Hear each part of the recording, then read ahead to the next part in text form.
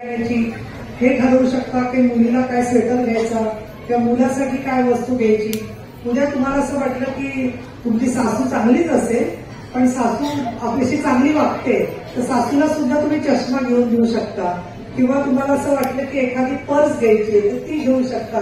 एखादं औषध घ्यायचं असेल की जे औषध आपल्याला घ्यायचं होतं पण ते घेता आलं नाही ते तुम्ही घेऊ शकता. आणि अगदी ह्यांनी जरी पैसे मागितले मिस्टरांनी तरी ते पैसे द्यायचे की नाही तुम्ही ते ठरवू शकता. त्यातून महिलांचा आवडता विषय म्हणजे साडी. ती साडी आता मी काल आदिवासी भागात गेले होते तर तिथे बोलताना मी फार काळजीपूर्वक बोलत होते कारण तिथे बऱ्याचशा महिला अशा होत्या की त्याच्याकडे दोनच साड्या होत्या. एक साडी घरामधली आणि एक साडी धुवायला टाकली. तशी आता मुंबईत परिस्थिती नाहीये. मला वाटतं प्रत्येकीकडे 5-6 तरी साड्या असतीलच. किती साड्या असतील?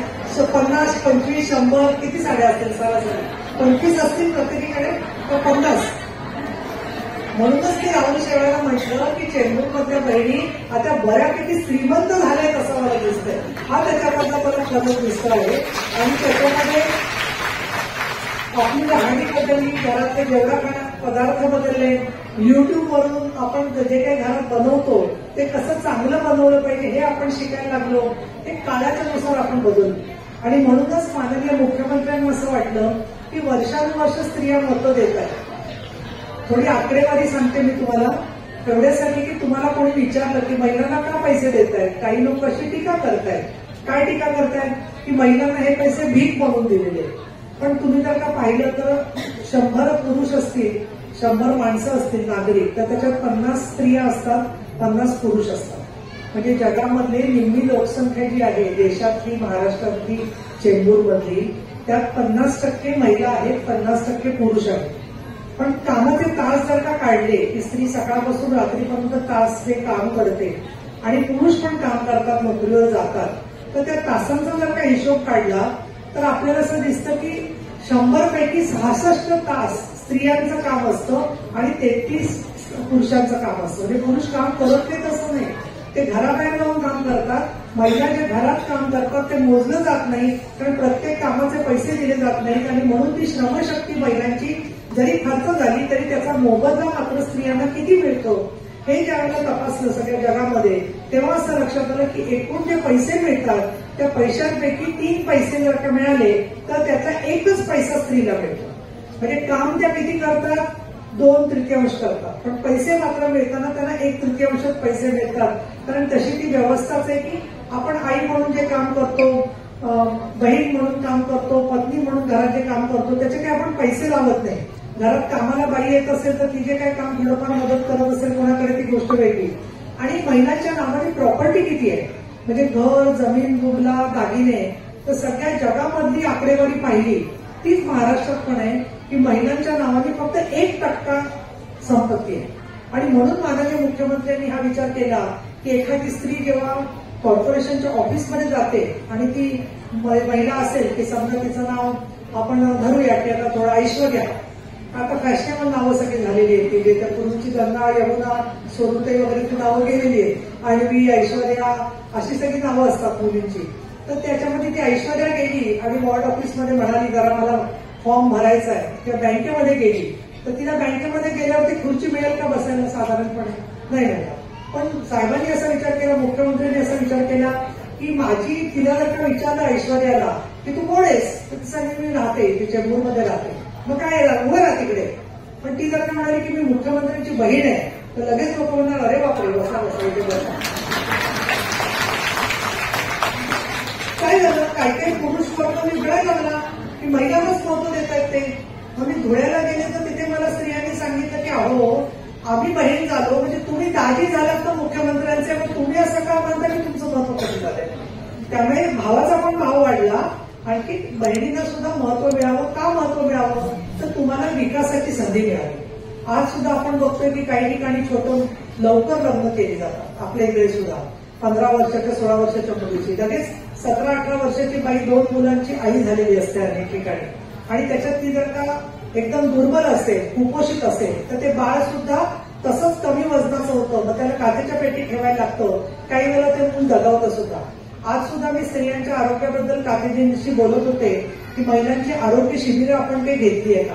प्रत्येक स्त्रीचं जर का आपण तपासणं केला तर तिच्या शरीरात कॅल्शियम कमी असतं, बहुतेक ठिकाणी रक्त कमी असतं. त्याचा परिणाम असा होतो की चक्कर येते, अंधारी येते डोळ्यासमोर, भूक लागत नाही, हातापाय गोळे येतात, पाय दुखत असतात, कमरेमध्ये उसण भरलेली असते. आणि मग आपण ती सारखी कुरकुर जर का केली तर मग बाकीच्यांना वाटतं की तुमची सारखी कुरकुर संपतच नाही. तर मी ताते साहेबांना आता सांगितलेलं आहे की आपलं 30 सप्टेंबरच्या आतमध्ये, म्हणजे गणपती आणि गणपतीच्या नंतरचे 15 दिवस आपल्याला मिळतील, त्याच्यामध्ये समृद्धीताई आणि मैत्रीताई सगळ्यांना मला सांगायचंय की आपली कॅल्शियम आणि रक्त तपासणी ही जर का करून घेतली तर लक्षात घ्या की ती आयर्नच्या गोळ्या, म्हणजे लोहाच्या गोळ्या घेतल्या, तुमच्यापैकी काही डॉक्टर्स असतील त्यांना माहिती असतील, एक 2 ते 3 महिन्यामध्ये तुमचं तब्येत एकदम चांगली तुम्हाला स्वतःला वाटायला लागेल, ठणठणीत. तुम्हाला असं मानू नका की माझं फेशियल केलं त्यामुळे माझा चेहरा ग्लो होतोय. अरे पण तुमच्यामध्ये कॅल्शियम आणि रक्त कमी असेल तर तुमच्या डोळ्याखालचं अंधारी काळी जी आहे ते जाणारच नाही, कारण काय तुमच्या अंगात रक्त कमी आहे. आणि म्हणून ही सुद्धा शिबिरं आपल्याला शिवसेना महिला आघाडीच्या तर्फे घ्यायची आहे आणि त्याच्यात औषधं देण्यासाठी म्हणून जी काही मदत लागेल त्याच्यासाठी खासदार श्रीकांत शिंदे यांचं फाउंडेशन आहे. तुम्ही मलाही संपर्क करा. आरोग्यमंत्री डॉक्टर तानाजी सावंत आणि बीएमसीच्या लोकांशी आपण बोलू, जेणेकरून मोठ्या प्रमाणात आज ज्या महिला आल्या नाहीयेत कार्यक्रमाला त्यांना सुद्धा या शिबिराचा फायदा जो आहे तो आरोग्याचा होऊ शकतो, अशी सुद्धा योजना सरकारने केलेली आहे. याखेरीज तुम्ही बदलापूरची घटना वाचली की तिथे 2 छोट्या मुलींवरती अत्याचार झाला. तर साहेबांनी काल मुख्यमंत्र्यांनी जाहीर केलेलं आहे की जसं लाडकी बहीण योजना केली तसंच सुरक्षित महिला योजना सुद्धा सरकार लवकरच करणार आहे. आणि ती चांगली गोष्ट आहे, त्याच्यासाठी कायदे आहेत. आणि 2 टेलिफोन नंबर सांगते तुम्हाला की 100च्या ऐवजी आता 112 नंबर आहे की जिथे तुम्हाला असं दिसलं की एखाद्या महिलेला कारमध्ये घालून पळवून देतात आणि ती आरडाओरडा करते, किंवा एखाद्या महिलेवर ती पेट्रोल टाकले आणि आता तिला जाळून टाकणार आहे.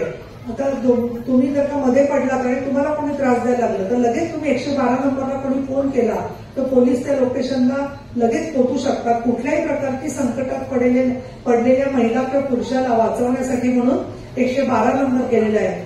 त्याखेरीज छोट्या बेबीला, छोट्या मुलीला आजच आलंय की एक अनाथाश्रमात मुलगी होती तर तिला चटके देत होते. 4 वर्षाच्या मुलीला चटके देणारे लोक म्हणजे खरंच त्यांना कायद्याने शिक्षा झाली पाहिजे. पण असं जर का तुम्हाला कुठे गैरप्रकार दिसला तर तिथे सुद्धा तुम्ही 1098 अशी एक हेल्पलाईन आहे जी विनामूल्य तुम्ही त्या हेल्पलाईनचा उपयोग करू शकता. याखेरीज पोलीस स्टेशनमध्ये भरोसा सेल आहे, त्याच्यात सुद्धा तुम्ही मदत घेऊ शकता.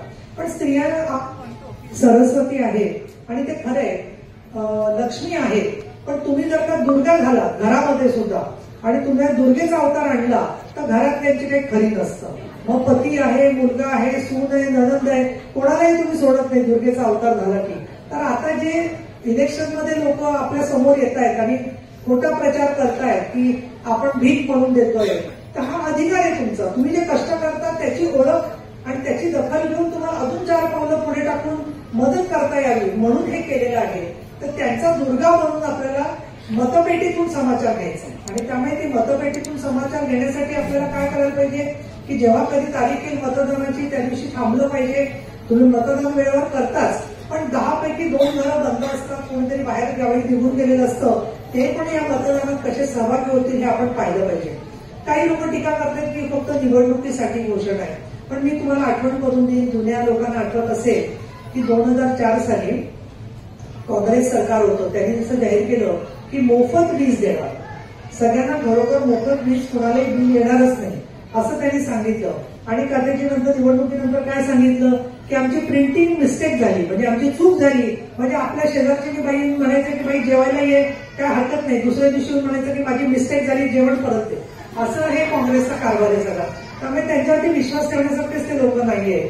मला तर आठवते की एकदा कॉर्पोरेशनच्या निवडणुकीमध्ये मला महिला भेटल्या आणि म्हटलं कुठे चालले तुम्ही, तर म्हणे आम्हाला अमुक अमुक नगरसेवक, म्हणजे पुण्यातली गोष्ट आहे, अमुक अमुक नगरसेवक साड्या वाटणार आहे. तर मी त्यांना तिथेच म्हटलं बरं तुम्ही कोणाकडून भलत्याकडून साड्या घेऊ नका, त्या साड्या खराब निघतील. नाही नाही, तो साड्या चांगल्या देणारे, सुरतेहून आणले, तमका आणले. आणि झालं, निवडणूक झाली, महिना झाला निवडणूक होऊन, तो माणूस निवडून आला आणि मग परत त्याच महिना मला रस्त्यात भेटल्या. म्हटलं कुठे निघाला मोर्चाकडून, तर म्हणे काय नाही, आता काय झालं, त्यांनी ज्या साड्या दिल्या होत्या ना त्याचा मच्छरदाण्या झाल्या म्हणून त्या सगळ्या त्याला परत द्यायला चाललं. त्याच्यामुळे असा प्रकार आहे त्याचा. त्याच्यामुळे अशी आश्वासनं पण खोटारडी असतात, प्रत्येक गोष्टीचं वागणं सुद्धा भेटायला सुद्धा घेऊन देत नाही, भेटत सुद्धा नाही. आज तुम्ही बघाल की काते साहेब आहेत, राहुल शेवाळे, आपले सगळे वैतीताई आहेत, नगरसेविका आहेत, किंवा आपले बाकीचे राणे वगैरे विभाग प्रमुख आहेत, हे सगळे शाखांच्यावर तुम्हाला भेटत असतात. पण तरी पण गैरसमज काही पसरवलेले आहेत. अजून एक गैरसमज काय पसरवलेला आहे की 1,500 रुपयात काय होणार. पण तुम्हीच विचार करा की ज्यावेळेला तुम्ही बसने जाता, तर आता बसमध्ये तर अजून मोफत तिकीट नाहीये ना. एसटी मध्ये तिकीट मिळालं, फुकट, निम्म तिकीट मिळालं. तुमच्यापैकी एसटीत निम्म्या तिकिटातून कोण कोण गेले, जरा हात वर करा मला कळू. अरे बरेच लोक एसटीने फिरतात असं दिसतंय मला.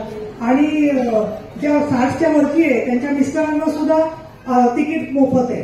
म्हणजे नवरा बायको म्हातारपणी जरी फिरण्यासाठी म्हणून मोकळे झालेले ते एकत्र जाऊ शकतात.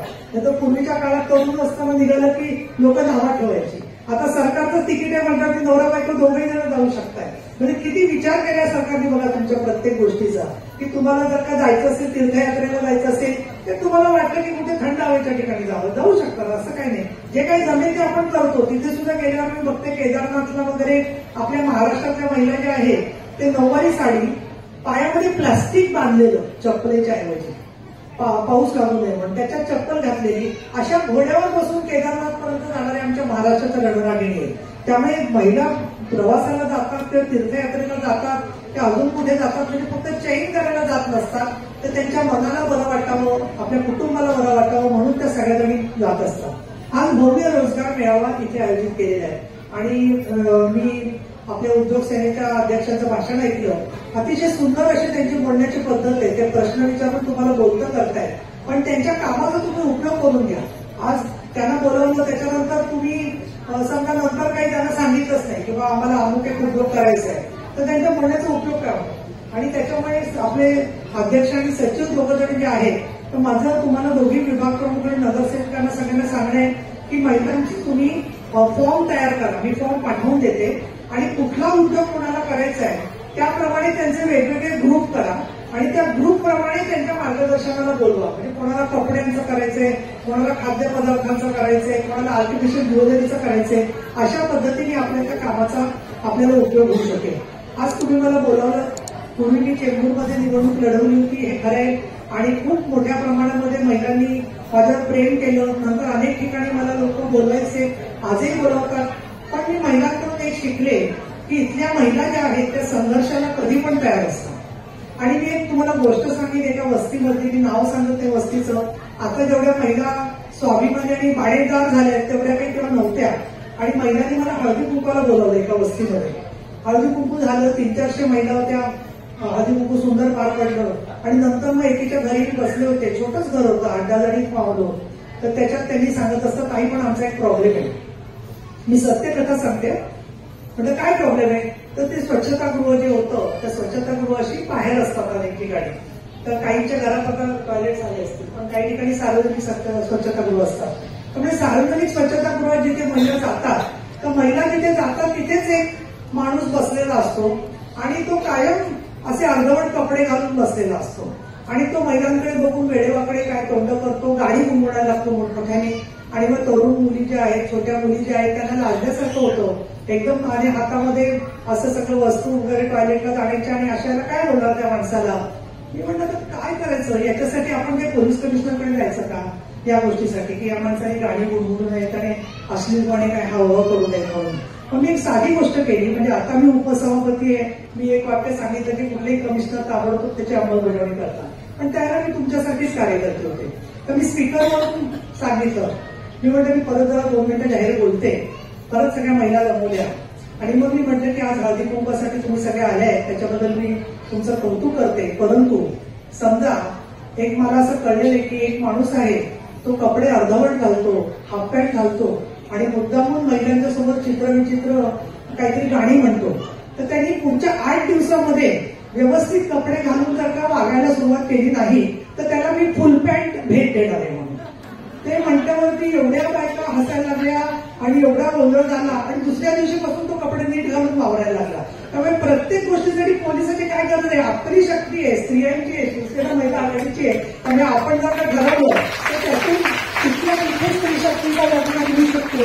किंवा जर का चुकीचं वागत असेल तर आपण त्याच्यावरती उत्तर दिलं पाहिजे. आणि त्यामुळे या सगळ्या कामामध्ये कायम आपले शिवसेनेचे पदाधिकारी बरोबर असतात आणि म्हणून मला नेहमी असं वाटतं की लोक छोट्या छोट्या गोष्टीत म्हणतात पोलिसांनी आलं पाहिजे. ठीक आहे, पोलिसांचं ते काम आहे, आपण कायदा हातात घेऊ नये, पण काही वेळेला महिला सगळ्या एकत्र आहेत हे म्हटलं तरी सुद्धा त्याचा खूप चांगला परिणाम होतो. आणि या दृष्टिकोनातून स्वतः हिंदू हृदय सम्राट बाळ ठाकरे तर सांगायचे अनेक योजना बोलतात, पण साहेबांनी एक योजना साधी सांगितली होती की तुम्ही स्वतःच्या पर्समध्ये तिखटाची पुडी ठेवा आणि एक जाहीर बोललं तर कॉन्ट्रोवर्सी सगळं मीडिया आहे, पण त्यांनी म्हटलं होतं की रामपुरी चाकू ठेवा सगळं बरोबर.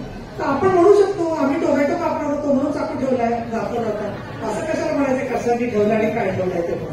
त्याच्यामुळे या सगळ्या गोष्टी ज्या आहेत त्यामध्ये आपल्याला महत्वाचं म्हणजे धैर्य असलं पाहिजे. आणि धैर्य कशातून येतं की माझ्या पाठी कोणतरी आहे, मला मदत करणारं कोणीतरी आहे, माझा पक्ष माझ्या बरोबर आहे, माझे नेते माझ्या बरोबर आहेत, मुख्यमंत्री आमच्या बरोबर आहेत. आणि या दृष्टिकोनातून ह्या सगळ्या कामांच्या मध्ये चेंबूर आणि या सगळ्या परिसरातल्या महिलांना जेव्हा 2006 मध्ये पूर आला होता तेव्हा सुद्धा जमेल तेवढी आम्ही मदत केली. तिथे मी पाहिलं की घरामध्ये संपूर्ण पाणी गेल्यामुळे धान्य वगैरे सगळं खराब झालेलं होतं आणि कसं काय कामाला जायचा हा प्रश्न होता. इतकी घरं उद्ध्वस्त झालेली होती.